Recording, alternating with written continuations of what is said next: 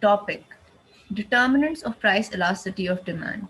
In this topic, we're going to be discussing what are the different factors which impact the price elasticity of demand, or the reasons behind the certain degrees of price elasticity of demand. So the elasticity determinants is that what are the factors which make a product, the demand for a product, inelastic or elastic, and why are certain products more sensitive towards the change in price, and why are the certain products less sensitive to the change in price. Now, if we move further, as we move further, we are going to see that there are certain factors or the certain reasons which lead to the price elasticity of demand to be impacted in a certain way. The first one says the availability of close substitutes. What do we mean by this point is that the more the alternatives you have for a product, the greater the price elasticity of demand it would have.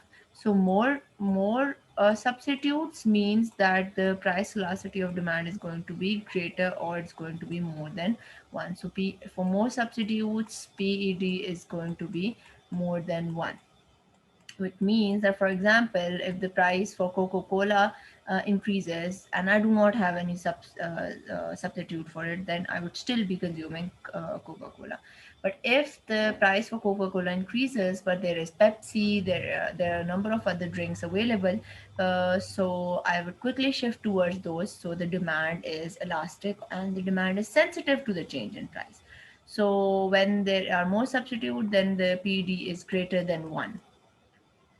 When there are less substitutes, when there are less substitutes, for example, I do not have substitutes, or I do not have many alternative choices for a particular good, then the PED is going to be less than one. So for example, the price of a particular good increases which does not have a lot of alternatives, then the demand for it is not going to decrease as much, so PED is going to be less than one. Then the second point, the importance of the product cost in one's budget. This is the proportion of the proportion of income consumed by a certain product. So it's going to be the proportion of income consumed. So what does this point mean? This point means that the proportion proportion of income consumed by a certain product. What do we mean by that? Is that if a product consumes a large proportion of your income, a portion of your income, then if the price of that particular product increases, you will reduce its demand. But if it's a very small, for example, they have given the example of salt, right? So salt just consumes a very small proportion of your income. So if the price of the particular product increases, so the demand is going to demand is not going to change much. So the PED is going to be less than one, which means that's going to be relatively inelastic.